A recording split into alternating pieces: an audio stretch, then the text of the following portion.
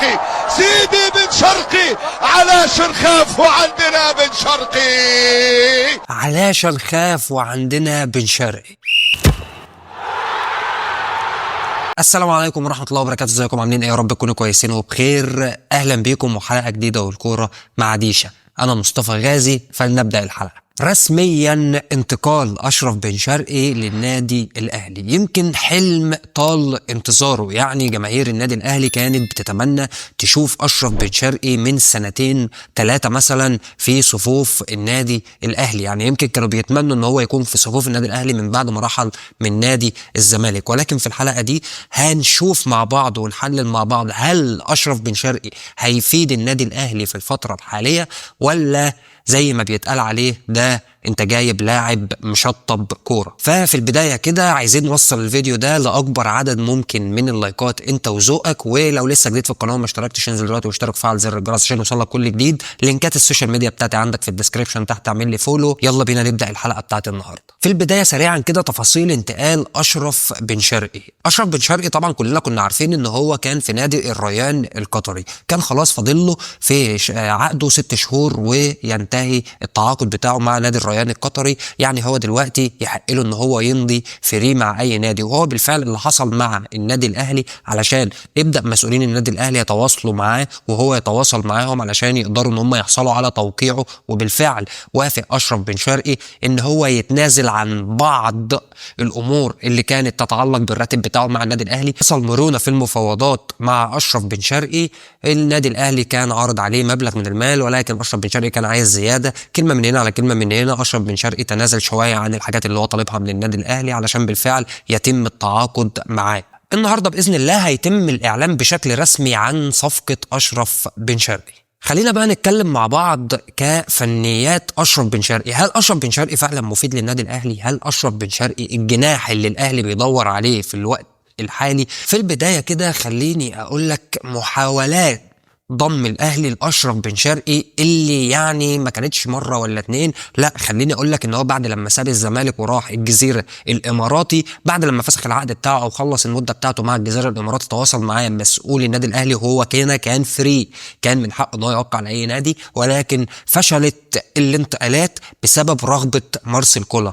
مارسيل كولر اللي كان في الوقت ده كان بيدور على رضا سليم. المقارنة جت ما بينه وما بين رضا سليم، ولكن مارسيل كولر هو اللي اختار رضا سليم علشان المفاوضات تبعد عن بن شرقي بعد ما كان قاب قوسين او ادنى هو اللي هيبقى مكان رضا سليم. علشان نيجي بعد كده الفترة التانية لما راح الريان القطري، يجي برضه كان فري، تقدر ان انت تتعاقد معاه، تقدر ان انت يعني تحصل على خدماته. ولكن برضه ما حصلش نصيب علشان خاطر الموسم دوت يحصل ان انت في ال6 شهور اللي باقيين له في العقد بتاعه تقدر تحصل على خدمات اشرف بن شرقي. يعني مش المره دي بس اللي اشرف بن شرقي كان مطروحه عليك وان انت تقدر تجيبه، لا ده كان في مرتين قبليه. وفي النهايه بات اشرف بن شرقي لاعبا في النادي الاهلي.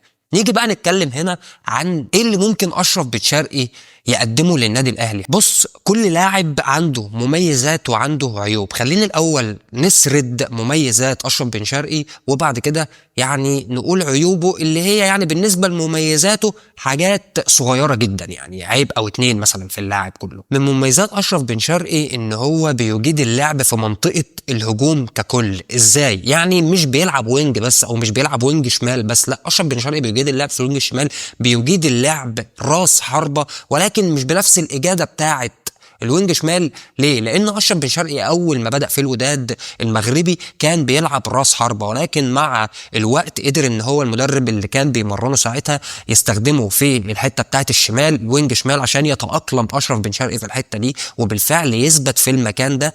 اشرف بن شرقي يقدر كمان يقدم لك حلول في الوينج رايت. لو انت عندك مثلا في الوينج اليمين في مشاكل فيه، اشرف بن شرقي ممكن يروح يحل لك المشاكل ده، وده اللي احنا شفناه مع نادي الزمالك. نادي الزمالك اشرف بن شرقي لعب معاه وينج رايت وينج شمال، كان في اوقات بيلعب فيها راس حربه برضه. اشرف بن شرقي في الوينجات مؤثر جدا، ولكن يمكن في الوينج، يعني في الوينج شمال مؤثر اكتر من الوينج رايت. يعني لو 100% وينج ليفت، 80% مثلا وينج رايت، ولكن بيقدم لك حلول. مميز جدا واحد على واحد، مميز جدا في اللعب الفردي، ومميز في اللعب الجماعي، لان في لعيبه كره قدم بتبقى مميزه في اللعب الجماعي بس فردي ما عندوش حلول، وفي لعيبه بيبقى العكس، يعني بيبقى في الفردي تلاقيه مهاري، واحد على واحد وواحد على اتنين وواحد على تلاته، يخش في وسط المدافعين يعدي منهم ويحصل على ضربات جزاء والكلام، بس التفاعل مع الجماعه اللي هم الفريق بتاعه تلاقيه ضعيف. وده اللي كان مارسيل كولر اشتكى منه من احمد عبد القادر. لو تفتكر احمد عبد القادر واحد على واحد يجيب اللعيبه بتاع الدفاع الفريق الخصم على الارض كلهم بكوره عادي مفيش مشكله، ولكن كان مؤثر شويه في الجماعي. لكن اشرف بن شرقي بيخدم على الجماعه مهاري، واحد على واحد واحد على اتنين، يقدر ان هو يعدي منهم بسهوله ويسبب ازمات لدفاع الفريق الخصم. طيب ماشي، اشرف بن شرقي ايه تاني مميزاته؟ اشرف بن شرقي يقدر يلعب لعيب مركز 10. اشرف بن شرقي لعيب ممكن يقدم لك مركز 10 بسهوله جدا. اشرف بن شرقي عنده حلول ان هو بكوره بلمسه او اتنين يبص يلاقي المهاجم بقى هو والجون لوحده. كوره لعب اشرف بن شرقي ثرو باص، ثرو عالي، لعبه باصه ارضيه، اي حاجه من الحاجات دي تبص تلاقي اشرف بن شرقي حط المهاجم بتاع فريقه قدام المرمى لوحده. باص ممكن يكسر خطوط الدفاع بتاعه الفريق اللي قدامه. اشرف بن شرقي اللي بالمناسبه ودي ميزه مش شايفها عيب في انتقاله للنادي الاهلي، ان هو عارف الدوري المصري. اشرف بن شرقي مش جديد على الدوري المصري، اشرف بن شرقي عارف ان دفاعات الدوري المصري مختلفه عن دفاعات سواء الدوري القطري او الدوري الاماراتي. ليه؟ في تكتل دفاعي، في فرق عندنا بتلعب دفاع بحت يا جماعه. يعني هتبص تلاقي ال 10 لعيبه والجون ال 11 واقفين في منطقه ال 18 بتاعتهم بيدافعوا. اشرف بن شرقي هنا يقدر يحل لك معضله الكلام ده عن طريق تسديده من بعيد، عن طريق مراوغه، عن طريق ثرو، يضرب الدفاعات فيوصل المهاجم زي ما قلت لك للفريق المرمى فريق المنافس وبسهوله جدا. بكل يعني الكوره في رجله سهله، اشرف بن شرقي الكوره في رجله سهله. اشرف بن شرقي يقدر ان هو يسحب معاه المدافع لتحت علشان خاطر يفضل المهاجم بتاعه، والمهاجم اللي معاه في الفريق يفضله مكان عادي مفيش مشكله. اشرف بن شرقي مش بيلعب وينج بس او مش بيلعب مهاجم بس، يعني مش بيحتفظ بالمكان اللي هو بيبقى بيلعب فيه بس. اشرف بن شرقي بيتحرك وبينزل لنص الملعب ويسحب معاه اللعيبه ويستلم ويسلم، يعني ممكن يقوم بمهام رجل يعني صانع الالعاب عادي مفيش مشكله. اشرف بن شرقي ممكن يقوم بمهام صانع الالعاب لو انت ما عندكش. اشرف بن شرقي حللك مشكله كبيره ممكن تقابلك في الفترات اللي جايه، وهي النقص العددي في الهجوم. احنا عندنا دلوقتي وسام ابو علي، عندنا نيجيك جراداشار، ادي كده 2 مهاجمين، وسمير محمد حطه معاهم. عندنا اشرف بن شرقي، حسين الشحات، طاهر محمد طاهر، هم دول ال3 اجنحه اللي موجودين، اجنحه بالفعل. اشرف بن شرقي بشوف ان هو يلعب عادي خالص على الشمال وحسين الشحات يروح الناحيه الثانيه، ولكن بشوف ان احنا ناقص لنا وينج يلعب برجله الشمال. عايزين وينج يلعب برجله الشمال، مش هفضل اعتمد على امام عاشور ان هو ممكن يبدا يرجع معانا يلعب وينج عشان يبقى عندي 4 وينجات. لا، انا بشوف ان انا العب امام عاشور بقى في مركزه اللي هو مجتهد فيه، اللي هيعرف يعمل كيمياء، وفي كيمياء كانت متظبطه من ايام الزمالك ما بين امام عاشور وما بين اشرف بن شرقي، 2 لعيبه عارفين بعض، 2 لعيبه فاهمين بعض. فبشوف ان خط الهجوم بتاعنا دلوقتي يعني كمل بنسبة 75%. لما يجي الوينج اللي احنا ناقصين معانا ويجي بعد كده تريزيجيه طبعا في شهر 6 يبدأ يلعب معانا في كأس العالم للأندية، فاحنا منطقة الهجوم عندنا خلاص بقت كاملة. ابدأ بقى نزل إمام عاشور لمكانه الطبيعي خالص، يبقى عندك برضو من أول نص الملعب عندك الدنيا متظبطة. الدفاعات هنبدأ ان احنا نتكلم فيها بعد كده، محتاجين 1 أو 2 كمان، خصوصا مع الإصابات اللي بتطول اللعيبة في مركز الدفاع أو السنتر باك بمعنى اصح. احنا دلوقتي بنلعب بياسر ابراهيم طبعا مصاب، بنلعب باشرف داري مصاب، ما عندناش غير مصطفى العش في الوقت الحالي ورامي ربيعه، هم دول ال2 سنتر باك الاساسيين بتوع الفريق. طبعا مع ان مراعاه ان خالد عبد الفتاح ممكن يلعب لك سنتر باك، ممكن يلعب محمد هاني، ولكن احنا بنتكلم ان احنا عايزين نحافظ على كل لاعب في مركزه عشان تقدر تطلع من كل لاعب وتستفاد من كل لاعب الاستفاده القصوى بتاعته. في الحاجات المميزه كمان في اشرف بن شرقي ان اشرف بن شرقي بيلعب براسه رغم قصر القامه بتاعته. يعني اشرف بن شرقي عنده كذا حل، ممكن يلعب في كذا كوره، ممكن يلعب ان هو يلعب براسه، ممكن يستخدم راسه عادي خالص، مش ان هو بيلعب برجله بس، مش بيلعب على الارض بس، بس لا، اشرف بن شرقي هيدرز كويس جدا رغم قصر القامه بتاعته. فبشوف ان دي حاجات ممكن تفيد اشرف بن شرقي. يعني لاعب تحس ان هو لاعب متكامل شويه. اشرف بن شرقي من احرف اللعيبه اللي مرت على الدوري المصري في اخر 10 سنين. في اخر 10 سنين اشرف بن شرقي شئت ام ابيت، سواء كان بقى في فريقك او في فريق غيرك، اشرف بن شرقي حرفيا مهاري، حرفيا لاعب موهوب. اشرف بن شرقي من ايام ما كنا شفناه في الوداد وهو لاعب موهوب. سريعا جينا نشوف مميزات اشرف بن شرقي سريعا، هتلاقي ان هو فردي بيلعب كويس، جماعي بيلعب كويس، بيلعب على الطرفين ليفت ورايت، بيلعب راس حربه، مهاري واحد على واحد، بيفيد الجماعه، يقدر كمان يلعب براسه. عيوب اشرف بن شرقي بقى، يعني جنب مميزاته دي ممكن تلاقي عيب او اتنين او بالكتير خالص 3. اول حاجه ممكن نتكلم فيها اصاباته العضليه. اصابات اشرف بن شرقي العضليه دي تقلقك، خصوصا ان قبل ما يجي لك النادي الاهلي بالظبط قعد يعني كان في كلام بيتقال ان هو مصاب في العضله الخلفيه بتاعته وده اجهاد. طب انت اصلا مش بتشارك بصفه رسميه مع النادي، خصوصا ان هو كان متأيد في القائمه الاسيويه بس. طب انت الاجهاد ده بيجي لك منين؟ فهل اشرف بن شرقي عنده حاجه مزمنه؟ ولكن ده اللي احنا هنسمعه الفتره اللي جايه من حبايبنا يعني. ولكن اشرف بن شرقي بالفعل تم الفحص الطبي وتم الكشف الطبي عليه وتاكد سلامته ان هو ما عندوش اي مرض مزمن، ولكن دي حاجات كانت بتتكرر عنده ولكن هي حاجات مش مزمنه، فحبيت ان انا اعرضها لك برضه يكون عندك علم بيها.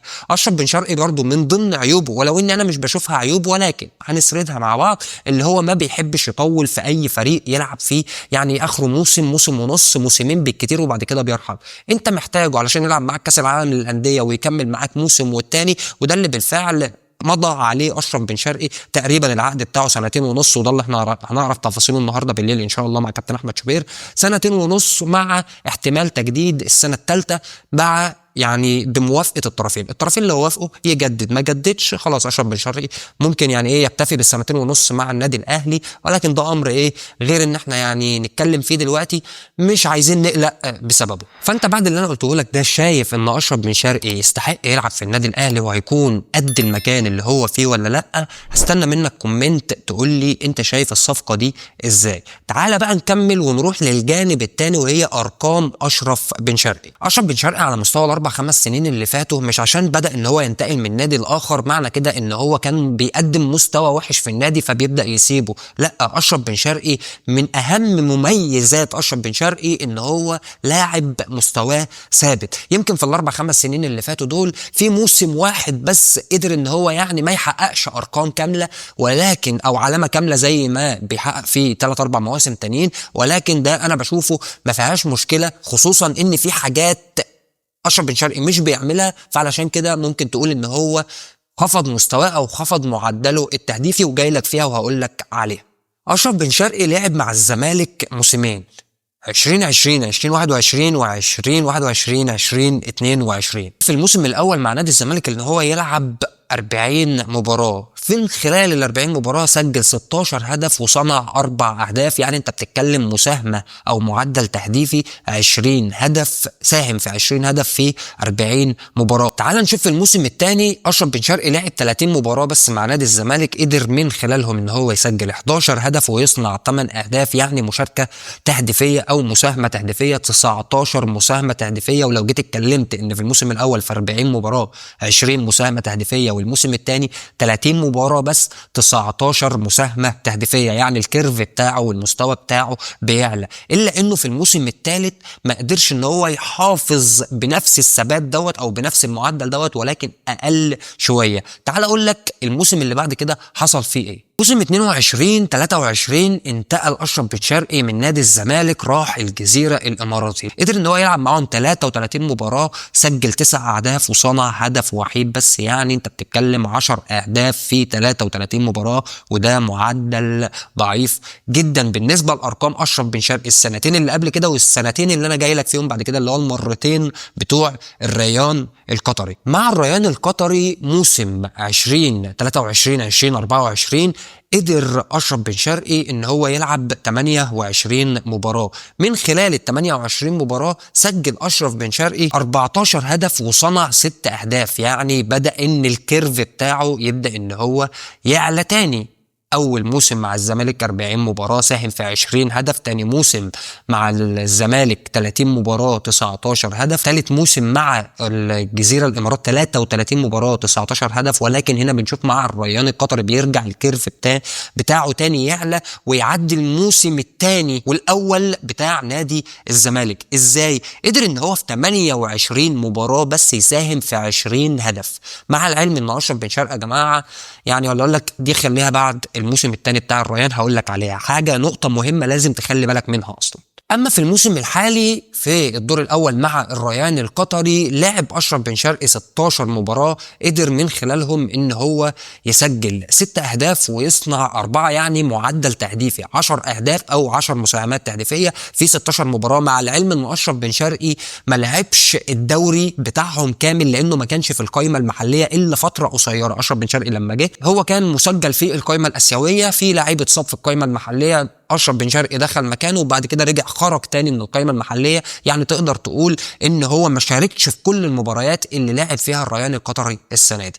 ايه بقى اللي انا هقول لك عليه النقطه اللي تخلي بالك منها؟ لان المعدل ده معدل تهديفي كويس بالنسبه للعيبه الدوري عندنا. ليه؟ عشان هيطلع واحد زملكاوي حبيبي واخويا طبعا على راسي يقول لي يا عم هي دي الارقام، ما احمد السيد زيزو على عيني وعلى راسي، بس تعالى شوف احمد السيد زيزو. طبعا انا مش بقارن ما بين الاثنين، ولكن ما بين ارقام الاثنين اشرف بن شرقي يتفوق على احمد السيد زيزو في الارقام بالاثباتات. احمد السيد زيزو عنده ميزه مش موجوده عند اشرف بن شرقي. ايه هي الميزه اللي موجوده؟ ان احمد السيد زيزو في المواسم اللي فاتت كان المسدد الاول لركلات الترجيح، فدي بتعلي المساهمه التهديفيه بتاعته. لكن اشرف بن شرقي ما كانش هو المسدد الاساسي بتاع ضربات الترجيح، سواء كان في الزمالك او سواء كان في الجزيره الاماراتي او سواء كان في الريان القطري، ما كانش هو المسدد الاساسي. يعني ايام الزمالك لما كان محمود علاء كان هو اللي موجود، كان محمود علاء هو اللي كان مسؤول عن تسديد ضربات الجزاء. الجزيره الاماراتي ما كانش هو المسؤول بصفه كامله، وده بيدل على ضعف المستوى بتاعه التهديفي في الجزيره الاماراتي، لانه لو كان بيسجل ضربات الجزاء كان زمان معدل التهديف بتاعه اكتر من كده. تاني حاجه بتساعد احمد السيد زيزو في عدد المساهمات التهديفيه، وهو احمد السيد زيزو قبل عبد الله السعيد تقريبا كان هو المسؤول عن جميع الكرات الثابته، سواء ضربات حره مباشره او سواء ركنيات، فده كان بيساعده في المساهمات التهديفيه او في صناعه الاهداف، فبالتالي زياده المساهمات التهديفيه. يعني ما بين كل 10 ركنيات احمد السيد زيزو كان بيلعبهم مثلا لو جه 2، فانت كده زودت معدل التهديف بتاعك او زودت المساهمه التهديفيه بتاعتك في 2. اشرف بن شرقي مش هو المسؤول عن الضربات الثابته سواء ركنيات او سواء ضربات حره مباشره، فبالتالي اغلب الاسيستات اللي بيعملها تبقى من لاعب مفتوح. انت بقى كمان عايزك تقول لي شايف صفقه اشرف بن شرقي ازاي؟ قول لي اشرف بن شرقي هيفيد نادي الاهلي بنسبه قد ايه، وتتمنى تشوفه يلعب شمال ولا يمين، وهيبقى مميز في انهي حته؟ في النهايه اتمنى من الله سبحانه وتعالى ان الحلقه تكون عجبتك. لو عجبتك الحلقه بلاش تبخل عليا بلايك، عايزين نوصل الفيديو ده لاكبر عدد ممكن من اللايكات. ولو انت لسه مشتركش في القناه انزل دلوقتي واشترك وفعل زر الجرس عشان يوصلك كل جديد. لينكات السوشيال ميديا بتاعتي هتلاقيها في اول كومنت. اعمل لي فولو. اشوفك في حلقات تانية كتير. سلام عليكم.